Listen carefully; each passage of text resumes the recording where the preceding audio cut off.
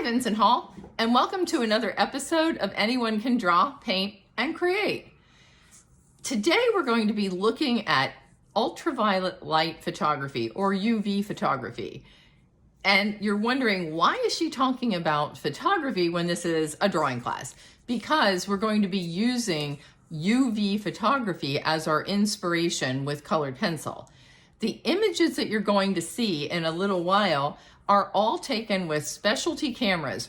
Our phones and our DSLR cameras that we have now cannot see the color range of ultraviolet. They do sell ultraviolet cameras, but I cannot afford a $6,000 or $7,000 camera and try to redo my whole arsenal of camera lenses. So I'm just going to go with what I can find on the internet.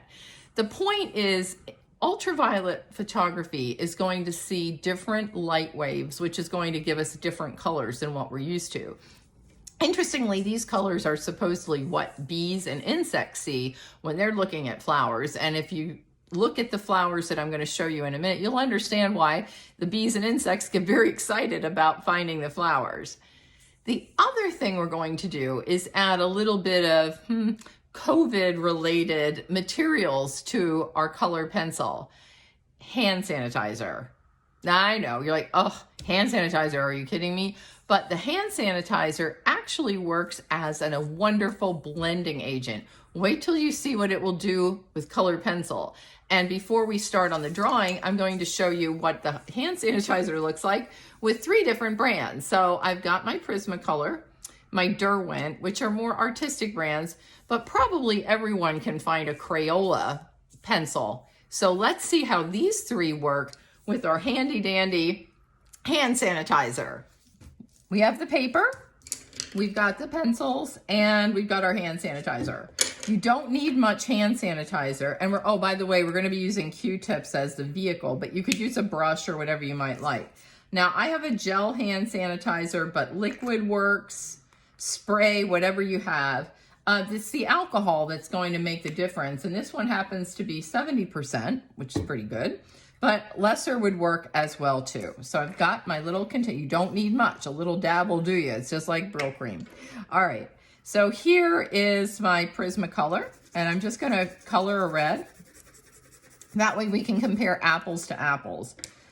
And I am going to then take my Derwent pencil, the Inktense. And the pigments look very similar. Got a little bump in my table there, so we got a little dot. And then the Crayola pencil, tried and true. And again, these all look just about the same. The difference, but in case you're wondering, is later on for blending purposes. The Crayolas are better for not blending and just single-use color, where the other 2 are more for the artist that likes to blend. All right, so now we take a little bit of our hand sanitizer on the Q-tip. Don't need much. And we start blending this in, and this one is the Prismacolor. And you can see, I'll leave half of it just a regular pencil, so when I hold this up, you'll see the difference. But you can see how beautifully this blends the pigment. This is the Derwent, and I'm really not seeing a huge difference between the Derwent and the Prismacolor.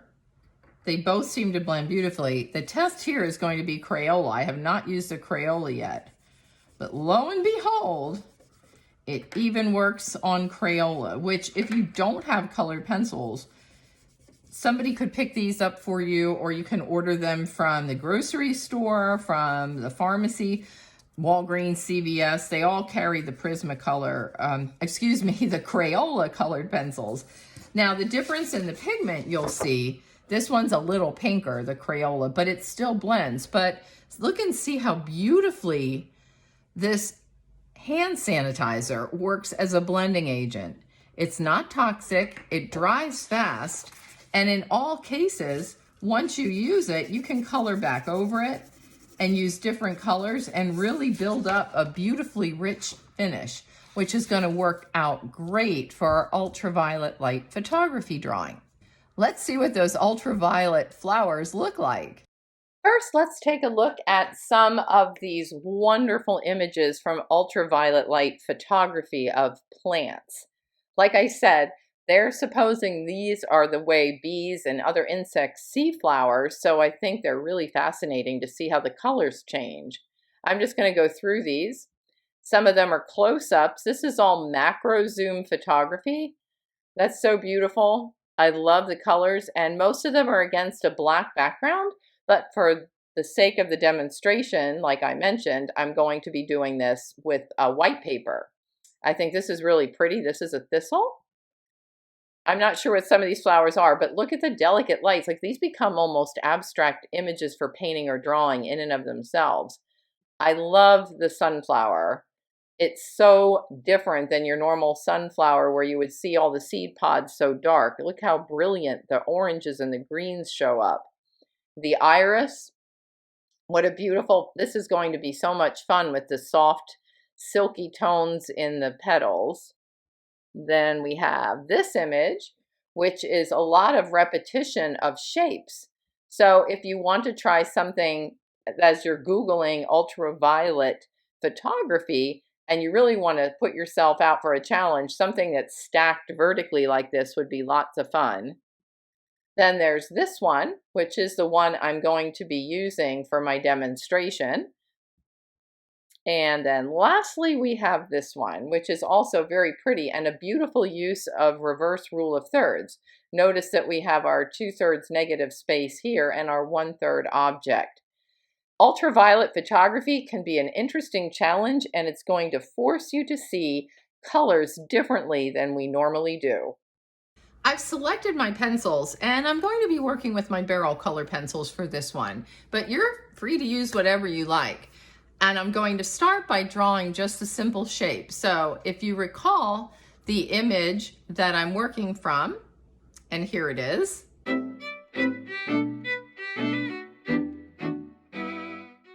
Then you'll remember that most of these things are actually elongated triangles. So this is going to be just a repetition of back and forth and back and forth. I'm going to sketch this out with a light pink pencil, so this might be a little difficult to see at the beginning, but I'll hold it up and we'll get a chance. First, I'm going to just draw the circle where I see the inside of this flower. It almost looks like a blooming onion if you ever got a blooming onion at Outback. And then inside this circle, I'm just going to take these different triangles, which are not all pink, but they're going to be pink for now, and just kind of drawing in what I see. And again, you don't have to count them out or be too perfect. This is artistic interpretation. So the beauty of artistic interpretation is we can go ahead and kind of make it our own. And then the inside here, I'm just going to rough that out where all of the pollen is, because that's going to be a different color. And then we've got these large spikes here, and then another one kind of comes up here, and these come down below. And again, I'm talking to myself, as all good artists do when they're trying to plan out a drawing. Then the outside spikes, which some of these are going to become green, so I'm going to go really light with my pink pencil because I don't want the pink pencil to show up too much over this. This one overlaps a little bit, but that's okay. That's why we've got the eraser. And then these down here start to really overlap. This one, this is going to start to look a little bit like a maze, but I will take out some of these lines in a little bit and show you what I have. I like this one. It's like the rogue petal that goes the opposite direction from everything else. It really does start to get interesting down here at the bottom. And then there's some that go off the page, but I think for now, this is pretty much where I'm going to leave it. All right, time to get started with our shading. Since so many of my petals are the same, I'm going to do one of the pink petals, one of the green, and some yellow, just so you can get the idea. Then I'll finish it up on my own and come back to show you how we're going to use the hand sanitizer. So first, for the pink ones, I'm just going to lay in where I see the pink. And on all of these, they transition to yellow. So I'm going to switch up to yellow as I get to the top and come down. This should make for some interesting color switches. And then as it gets deeper down here in the shadows, I'm going to use my purple because it goes like from a pink to a pinkish purple. And then I'm gonna go back in with my pink again. So the heavier you lay in the color now, the easier it's going to be with the hand sanitizer. But if you have a light touch, don't worry, it'll work just fine. Now these greens, let's see, I will do this one right here actually. This is all going to be a darker green, but I'm laying in a lighter green first.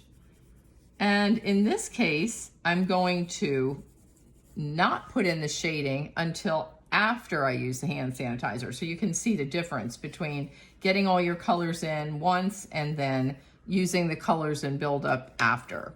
Then the inside is pretty much all yellow, so that can just be colored in lightly where I see the yellow here by itself. So I'm starting to build up my colors. I do want to show you the hand sanitizer though, and the green, so I can show you where we're going with the shading. If you decide that you want to build up colors, you can start by just blending in your first color. Here's my hand sanitizer. And I'm blending these in. And it is alcohol, so it is going to evaporate a little bit here. So there we go. Got a little bit more going. So once you build up a layer with the hand sanitizer, you can see I have some on my Q-tip that shows you it's blending.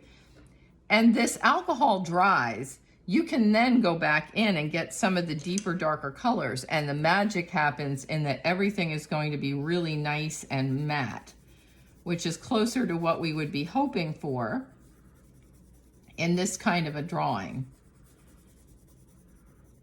Here we go. Oh yes, that really is working beautifully. We're able to get everything blended in. We've got this deeper bluish green because it gets pretty dark under here. There are so many options. Now, if you only have one color green, that's all right too. You could just lighten it up with white for where it's lighter, and then use red, because remember, red's complements of green where it gets darker.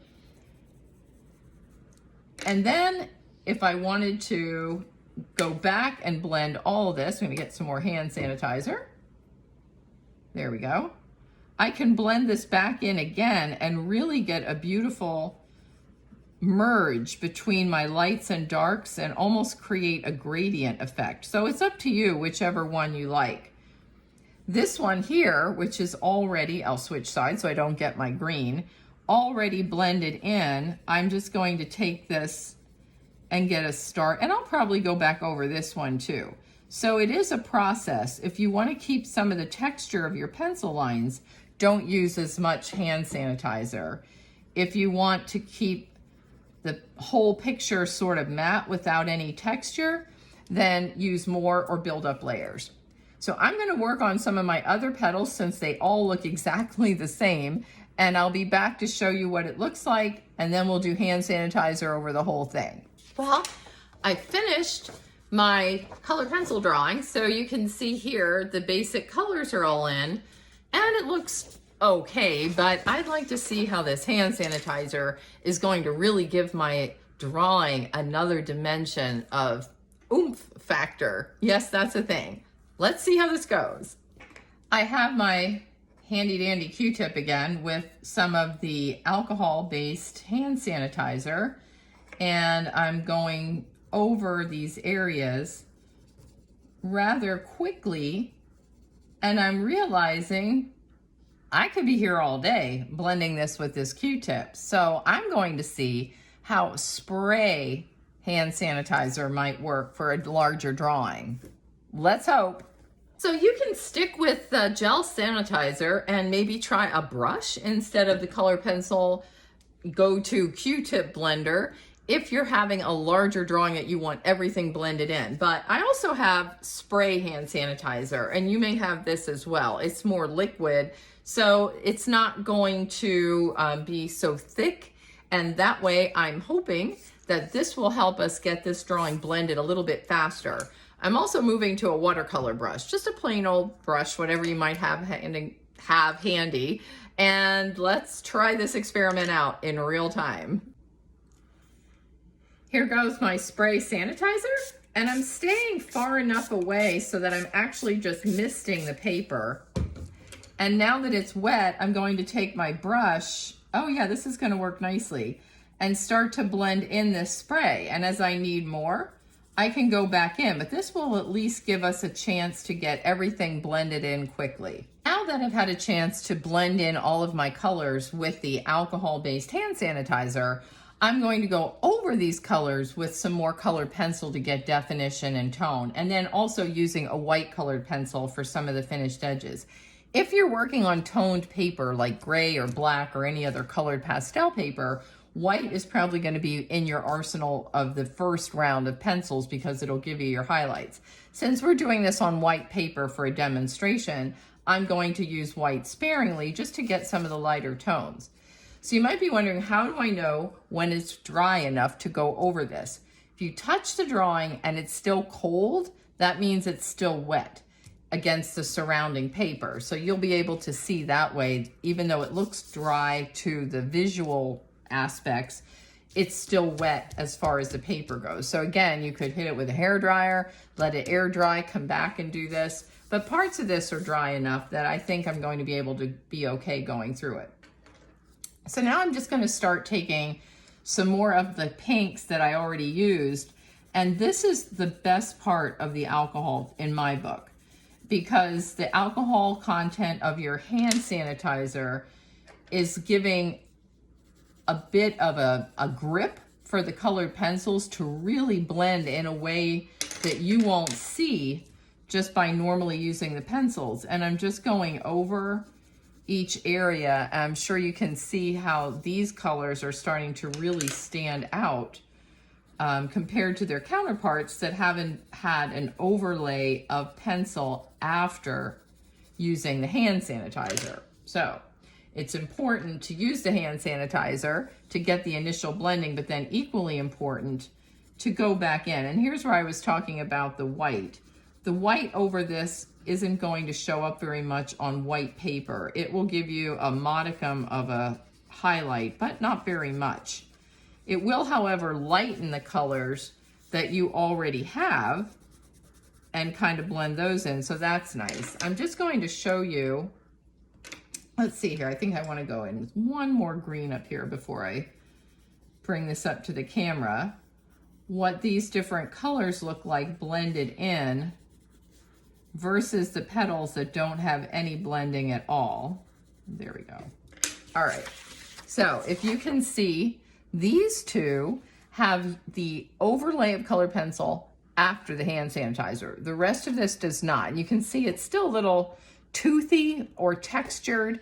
This is giving you this matte finish where people would be like, oh, did you paint that? Did you draw that? And that's the beauty of this, is it gives you a very ambiguous look. So I'm going to go ahead and finish the rest of this and we'll check back with the end result. So I finished the overlay of colored pencil on top of the colored pencil that we used the hand sanitizer on. And here's my finished result.